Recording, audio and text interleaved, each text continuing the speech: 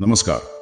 आज हम एक काफी जरूरी मुद्दे पर बात कर रहे हैं। भारतीय रुपए की कीमत जो सितंबर 2025 में रिकॉर्ड निचले स्तर पर चली गई है और दूसरी तरफ हम देख रहे हैं कि अमेरिकी डॉलर लगातार मजबूत होता जा रहा है। हमारे पास कुछ लेख और शोध हैं जिनके आधार पर हम इस पूरी स्थिति को समझने की कोशिश करेंगे कि इसके कारण क्या हैं, हमारी अर्थव्यवस्था पर असर क्या पड़ रहा है और आगे क्या हो सकता है। तो देखिए, स्थिति यह है कि सितंबर 2025 तक $1 की कीमत 88.44 रुपए तक पहुंच गई। 88.44। जी हां, ये सिर्फ 4 महीनों में, मतलब मई में ये 84.25 पर था, तो ये करीब 4.7% की गिरावट है। 4 महीने में 4.7%, ये तो काफी तेज गिरावट है। बिल्कुल, और ये गिरावट सिर्फ डॉलर के मुकाबले ही नहीं है। यूरो, पाउंड, येन जैसी दूसरी बड़ी करेंसीज के सामने भी रुपया कमजोर हुआ है। ये आंकड़े तो वाकई ध्यान खींचने वाले हैं। सही। तो ये गिरावट चिंता तो पैदा करती ही है। जब हम इसके कारणों को देखते हैं तो क्या मुख्य वजह नजर आ रही हैं? देखिए, इसमें कई परतें हैं, जैसा आपने कहा, एक चीज नहीं है।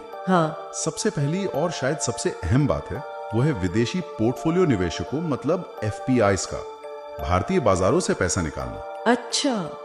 इस वित्तीय वर्ष FY 26 में अब तक करीब 23,819 करोड़ रुपए की नेट सेलिंग हुई है।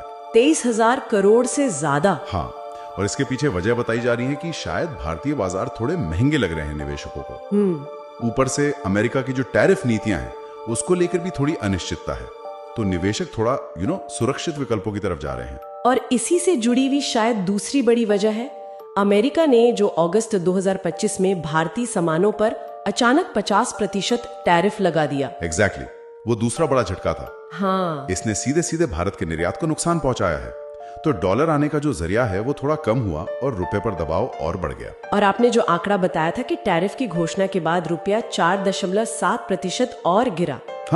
वो तुरंत असर दिखा। ये बिल्कुल सीधा कनेक्शन दिखाता है। सही। और तीसरा पहलू है हमारा बढ़ता व्यापार घाटा, मतलब हम आयात ज्यादा कर रहे हैं और निर्यात कम। Trade deficit.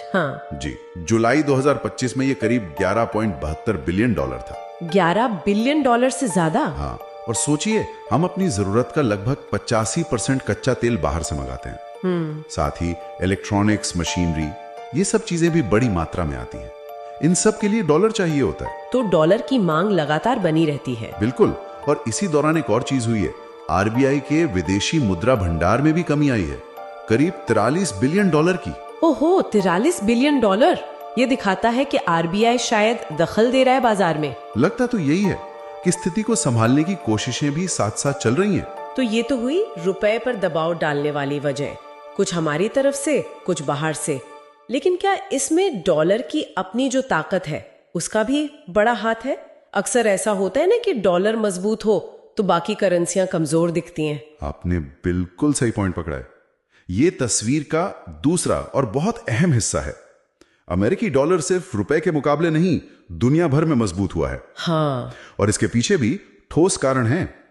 एक तो अमेरिका का जो सेंट्रल बैंक है, फेडरल रिजर्व, फेड, उन्होंने ब्याज दरें ऊंची रखी हुई हैं। मतलब सितंबर 2025 में थोड़ी कटौती हुई, लेकिन फिर भी 4.0% से 4.25% काफी ऊंचा है। और ऊंची ब्याज दरें तो पैसा खींचती हैं। बिल्कुल, दुनिया भर का पैसा अमेरिका की तरफ आकर्षित होता है। इसके अलावा दुनिया में जो अनिश्चितता का माहौल है, जैसे रूस यूक्रेन युद्ध चल रहा है, अमेरिका चीन का तनाव है, ऐसे में निवेशक क्या करते हैं? वो डॉलर को सबसे सुरक्षित मानते हैं। एक सेफ हेवन जैसा बन जाता है। और एक बात और है जिसे हम नजरअंदाज नहीं कर सकते, कि दुनिया के कारोबार और फाइनेंस में डॉलर का दबदबा कितना ज्यादा है। वो तो है ही। करीब 48% ग्लोबल पेमेंट, 80% ट्रेड फाइनेंस और लगभग 58% देशों का विदेशी मुद्रा भंडार वो डॉलर में ही है। ये तो जबरदस्त आंकड़े हैं। तो ये चीज डॉलर को एक बुनियादी मजबूती देती है, चाहे कुछ भी हो रहा हो। सही कहा। अब अहम सवाल ये उठता है कि इस सब का हमारी अर्थव्यवस्था और खासकर आम इंसान पर क्या असर पड़ रहा है? असर तो देखिए काफी सीधा है और महसूस होने वाला है। सबसे पहले तो महंगाई, ये सबसे आम असर है। जब रुपया कमजोर होता है तो बाहर से आने वाली चीजें महंगी हो जाती हैं, जैसे पेट्रोल डीजल के लिए कच्चा तेल, फोन, लैपटॉप, हाँ बिल्कुल, मोबाइल फोन, लैपटॉप, दवाइयों का कच्चा माल, ये सब महंगा हो जाता है और इसका बोझ आखिर में हम और आप जैसे आम उपभोक्ताओं पर ही पड़ता है। ये बात तो है। और अलग अलग सेक्टर्स पर भी इसका असर अलग अलग होता होगा ना? जी हाँ बिल्कुल। जैसे जो आईटी कंपनियां हैं जो निर्यात करती हैं, उनको तो फायदा होगा। हाँ, उनको फायदा होता है क्योंकि उनकी कमाई डॉलर में होती है। जब वो उसे रुपए में बदलते हैं तो ज्यादा रुपए मिलते हैं। लेकिन जो आयात पर निर्भर हैं, जैसे ऑटोमोबाइल, हाँ, जैसे ऑटोमोबाइल सेक्टर है, इलेक्ट्रॉनिक्स है, फार्मा सेक्टर भी है जो काफी कच्चा माल आयात करते हैं, उनकी लागत बढ़ जाती है तो उनके मुनाफे पर असर पड़ता है या फिर वो कीमतें बढ़ाते हैं। और विदेशी कर्ज का क्या? जिन कंपनियों ने या सरकार ने डॉलर में लोन लिया है, वो एक और बड़ी चिंता है। उन्हें अब वो लोन चुकाने के लिए ज्यादा रुपए खर्च करने पड़ेंगे। इससे उनका वित्तीय बोझ पड़ता है और हो सकता है कि जो विकास के काम होने हैं उनमें भी कुछ देरी हो या रुकावट आए। तो ये चुनौतियां तो काफी गंभीर हैं। इनसे निपटने के लिए क्या कुछ किया जा रहा है सरकार या आरबीआई की तरफ से? हाँ, कोशिशें तो दोनों स्तर पर हो रही हैं। छोटे समय के उपायों की बात करें तो आरबीआई जरूरत पड़ने पर बाजार में डॉलर बेचकर रुपए को एकदम से गिरने से रोकने की कोशिश करता है। अच्छा। इसके अलावा करेंसी स्वैप जैसे तरीके इस्तेमाल किए जाते हैं और कोशिश ये भी होती है कि जो गैर जरूरी चीजों का आयात है उसे थोड़ा कम किया जाए। और निर्यातकों को भी शायद कहा जाता होगा कि अपनी कमाई जल्दी वापस लाएं। ये हाँ, उन्हें भी प्रोत्साहित किया जाता है कि डॉलर जल्दी देश में वापस लाएं। ये तो हुए शॉर्ट टर्म उपाय, लेकिन लंबी अवधि के लिए क्या सोचा जा रहा है? क्योंकि ये समस्या सिर्फ आज की तो नहीं लगती। बिल्कुल सही।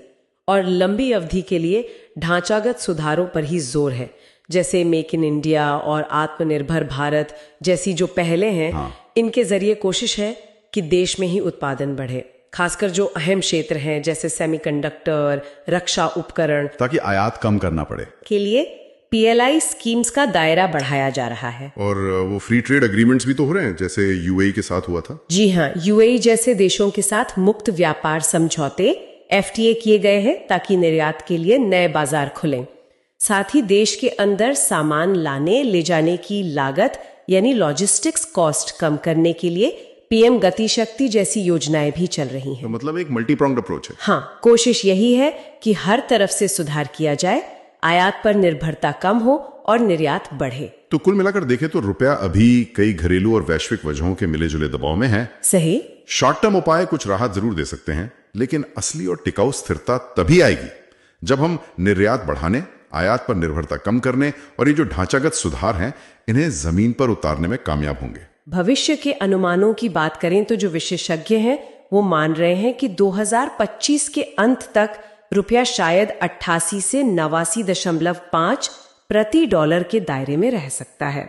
मतलब अभी जहां है उसी के आसपास। हाँ, कमोबेश। लेकिन एक चेतावनी भी है, अगर ये जरूरी सुधार तेजी से नहीं हुए तो 2030 तक रुपया 100 या 111 का स्तर भी छू सकता है। 111 ये तो काफी चिंताजनक प्रोजेक्शन है। बिल्कुल। और सबसे बड़ी चुनौती यही है कि आरबीआई के सामने एक संतुलन बनाने की चुनौती है कि रुपए को संभालने के लिए कितना हस्तक्षेप करें और अपने विदेशी मुद्रा भंडार को भी बचाए रखें। ये एक मुश्किल संतुलन है। सही कहा। इस पूरी बातचीत से एक सवाल जरूर मन में आता है जिस पर शायद हम सबको सोचना चाहिए। हाँ, बताइए। कि इस दौर में जहां डॉलर का इतना ज्यादा दबदबा है, क्या भारत जैसी उभरती हुई अर्थव्यवस्थाएं अपनी मुद्रा की किस्मत पूरी तरह अपने हाथ में रख सकती हैं या कहीं ना कहीं बाहरी आर्थिक और राजनीतिक ताकतें हमेशा उन पर हावी रहेंगी? ये एक बड़ा सवाल है जिस पर विचार करना जरूरी है।